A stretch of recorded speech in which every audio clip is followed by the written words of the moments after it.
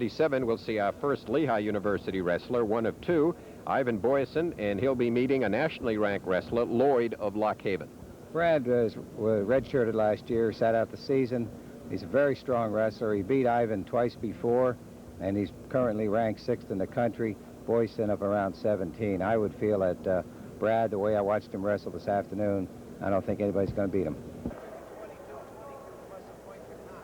And Larry's point was that if you give him 2 points for the takedown, then you should have also given 3 additional points for the predicament. So that would have been a grand total of 5. It wouldn't have mattered, as Larry mentioned, because he had 1 minute and 3 riding time, so Banks would have won anyway.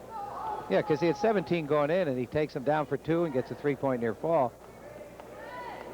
Would have tied it at 22 even, and that would have made it 23-22. But in any event, Banks is the winner.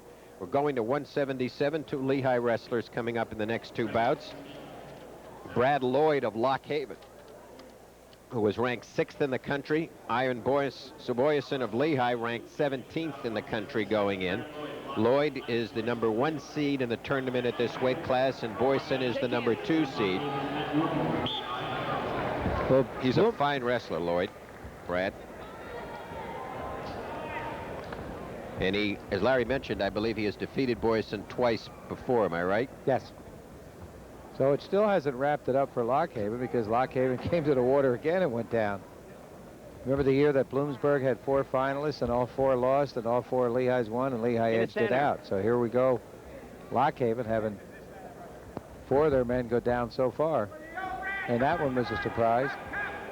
If you heard Jody Karam in his anger, which as a co-captain of the wrestling team, he should not display that kind of temperament. He made some reference to the fact, I'll get you Friday. Well, Friday means that Friday, December 11th. No, they're both Bloomsburg neutral. and Lock Haven go at I like to go up there, Shell, and see that bout, just to see those two go at it. But Bloomsburg and Lock Haven wrestle each other home and away. On December, it's at Bloomsburg, and in February, it's at Lock Haven. So those two gentlemen will do battle one more time, and we have 2 minutes left. Very exciting bout. That one's really woke up the fans. Right off the gun, right out of the gate. I don't recall Banks really was at him. 22-22 or 22-23 bout, Shell. 45 Stay in the center, points. both of you guys. Let's go. No, I think that 45 points, Larry, is got to be. I think it's a gym record. It may be the record. I think quickly looking at past scores, the closest was a total of 38 points, I see, which was way back in 1980 when Ricky Delegata of Kentucky defeated Don Reese of Bloomsburg. That was 26-12. But I don't think anything resembling 44 points has ever been racked up before by 2 wrestlers. Boyesen of Lehigh and Brad Lloyd of Lock Haven. You got to give Lloyd the favorite at this point. Seeded first in the tournament, 6th in the Amateur Wrestling News preseason polls. But the Lehigh co-captain trying to defeat him here, and is going to go down to the first takedown, which will go to Lloyd. Brad Lloyd wrestled at Red Lion High School. Was a 3rd in the PIAA championships.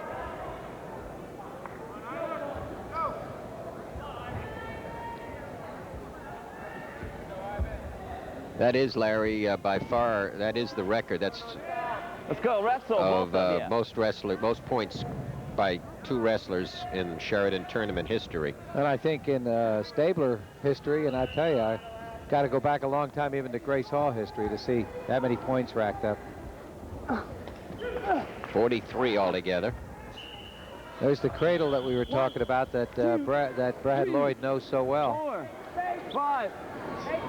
And he got a 3-point near fall. This is exactly what happened to Boyesen the last time he wrestled Brad Lloyd. He took him on a near leg cradle and pinned him. So he knows how to affect that cradle situation very nicely. Lloyd won the semifinals, beating Suture of James Madison 15-3. And Boyesen winning the semis, beating Tim Holter of Bloomsburg 8-6. Darren Evans of Bloomsburg won this title last year, defeating Eyvind Boyesen. That was a close one, Larry. You'll recall it was 7-6. Boyesen lost the title last year. Green defers to you, Red. Red chooses down. Boyesen out of Kempton. Referee Carl Koenig. On him. That last bout, referee John Osage had his hands and arms full and whistle full. Escape Karam. Rather escape Brad Lloyd. 6 on the board. Yep.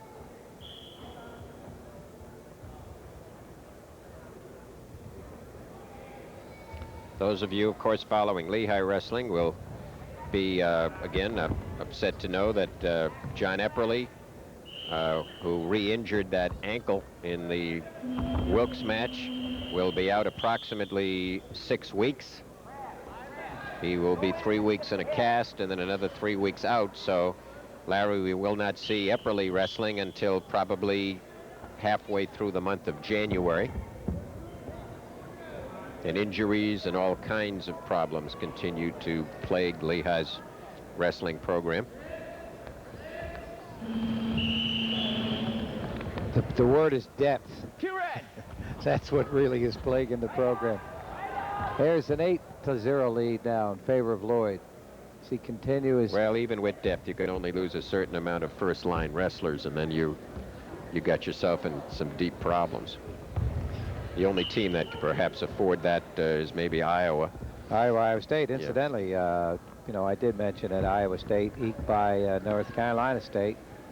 And I got a call last night from my daughter Betsy, who's a freshman up at Wilkes College, to inform me that Wilkes lost. Navy defeated Wilkes. Navy picking up 5 points at 190 and a pin at heavyweight to defeat Wilkes 21 to 18. So it went down to the wire up at Wilkes College gym. Navy prevailed 21 to 18. Nothing. No change. Keep wrestling. Iowa State also had a tough battle with Edinburgh, winning 19 to 18. So they've been tested early in the season. And of course they're predicted to win the national championship. Stalling on the bottom. Stalling, Lehigh. Eyvind Boyesen, who's trailing by 8 and down with 7 seconds left in the second period. Over 2 minutes time advantage for Brad Lloyd.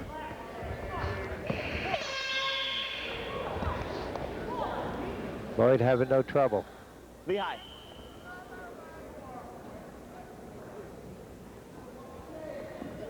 Third period. Boyesen yet to put a point on the board, trailing 8-0. Green chooses neutral. He took the position in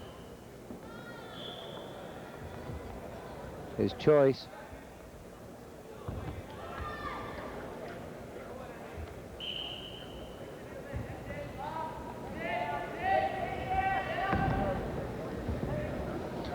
Still looks like it. Larry, you know, commenting on Banks, I remember in the years that we've done the PIAAs that we saw Mark Banks wrestle. He was the same kind of wrestler in those years. I mean, he was always an aggressive wrestler. Anyone that took him for granted really was going to find himself in a lot of problem. And you saw an example of that. He came out of the chute, piled up 5 quick points, and then he was able to go on to win, although Karam did close the lead later on. 10-0 is the score here. Well in control. Brad Lloyd of Lock Haven seated first in the tournament, 6th in the country by the Amateur Wrestling News in the preseason ratings. You know, I remember Banks wrestling, but I don't remember him winning. I don't know if he won the title, but he was always in there, and again running, you know, second, third, close, never won, but he certainly showed everybody a lot here. I was also told that one of the Kortnick brothers that's wrestling down at North NC State, one of those brothers that I thought was let's go wrestle both. A couple of good, solid grapplers, is been injured, and one of the 3 1 point stalwarts down below. Let's go. Stalling on the bottom, and he's trailing 11-0. That doesn't make any sense. 29 seconds to go, third period. You're trailing by that much, and you get called for stalling. Should be more than your ankle be red. Your face ought to be red. Sandy Snyder informs us that Banks lost to Scott Schleicher for the title. Okay. In the year that we saw him. Time running out. It'll be a 12-0 shutout as Brad Lloyd convincingly, with a capital C K, defeats Eyvind Boyesen of Lehigh by a score of 12-0. And we'll be back with the final two bouts, including Matt Ruppel of Lehigh University at 190 in just a moment. At 177, Lloyd of Lock Haven demolished Eyvind Boyesen of Lehigh 12-0.